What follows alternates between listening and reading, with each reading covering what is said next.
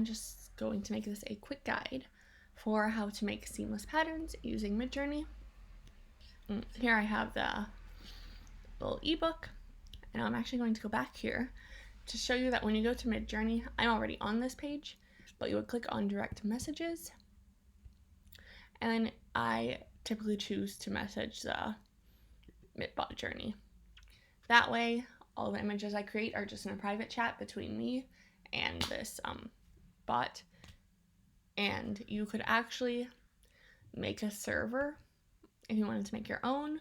Perhaps you have multiple people you're working with, and you can create your own and do it on there. But I'm going to use the direct messages with Midjourney. So I'll go back to here, and I'll scroll down and choose one of these. I'd like the watercolor. I'm going to highlight and copy the prompt, and then I'll go back here. If I were just to paste this in, sorry, I have a lot of images I've made here. Somehow I've gotten to the top of this. If I just pasted this in and pushed enter, nothing would happen. It won't even give an error. It would just never load an image. So you have to make sure that you do /imagine space and then paste in your prompt. And we'll push enter. Now it says waiting to start, so I can see something's actually happening. Sometimes it will give you an error. Here I got an error because I've run out of time on Midjourney, like invalid request, and it'll tell you what it is. That shouldn't happen with any of these prompts because I've tested them all. But if you do get an error, you can always send it to me and I can see if I can help with it. So this is loading. Just so here we have Halloween landscapes and characters, and then it's in a watercolor style, and there's some extra information about the type of image that we're creating. This here at the end, dash tile, that's telling the bot that you want the pattern to be one that repeats. So if you've bought this, then you know what a repeating pattern is, but it's just that I could take the image and then place it next to the same image, and they go together without any weird lines or without things not matching up. So it's taking a little bit of time. I know so internet, but here we have 4 images that it has created. 1, 2, 3, 4. Looking at them, let's say I didn't like any of them, I could push this button here, and that will send the prompt again once I click submit, and I'll come up with 4 new images. Here with Midjourney, you're kind of taking the role of a curator. So you're looking at the images and seeing which ones you like the best based on the prompts that you give it. And there's a possibility to edit the prompts if you're just not liking any of them, but we'll see how these are. The buttons down here, this is upscale image 1, this is image 1. Upscale image 2, this is the second one, it goes clockwise. Upscale image 3, that's this one. Upscale image 4, that's this one. And upscale simply means to make it bigger. So we'll try that with one of the next ones.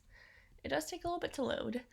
You can feed it a few prompts at a time so that it's kind of working simultaneously, but there is a limit to how many prompts go at the same time.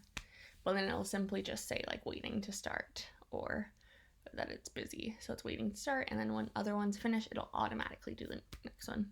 Let's see. I click this to make it bigger, and I'm going to say that I like the first image. So I will click upscale 1.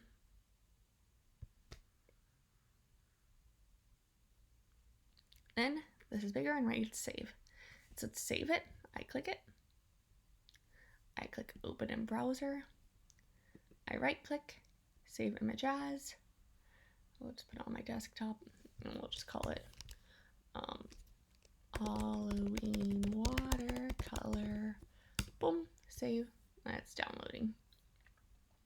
Okay, it's done. So I can open this. And if you're on a MacBook for resizing it, it's very easy. If you're on a Windows computer, I'm not that familiar with it. Perhaps you just have to use Photoshop or Canva or something else. You click this little show markup tool. You click this button here to resize. Then you can change this. You can change the resolution. I normally make them 300 dots per image. And you can make it 12 by 12 or whatever size is best for you. Okay. And then it's that DPI that I've just said. And I'll just close that out. I would also like to show you, let's say that I thought I could go back up to this one before also and do things with it. Let's say I just look at these, I clicked it to make it bigger. I actually think image 2 is kind of nice, but maybe I don't like it that much. Then I can use these buttons down here that mean that I want a variation. So I want a variation of image 2. So I could just hit V2 and hit submit. Then the 4 images it gives me will be just a slightly different variation of that image. So it has more specific things. It'll probably have similar colors, similar objects that they used. So as you can see, as it's already starting to load, they're very similar to that original image. If I still didn't like it, I could run it again.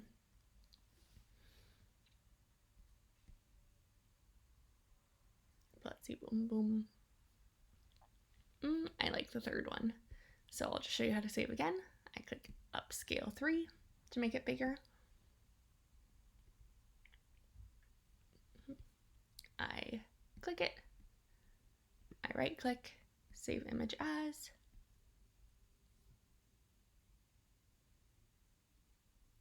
This is actually something you might accidentally do, but if you tried to save it, then it'll just save the smaller one. So you actually want to make sure you click open in browser, right click, save image as, and then save it. Landscape, watercolor, boom. There are some different buttons down here also. Make variations, that's just sending in the same one and I'll give 4 versions of it. You could do regional variation, which is where, say there's just one little part of the image you don't like. Let's say I don't want there to be a witch here. I could just highlight that. And then you're able to type in what you want.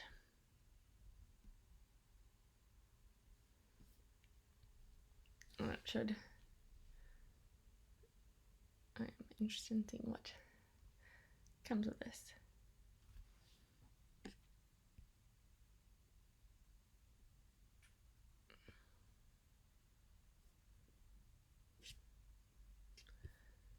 Anyhow,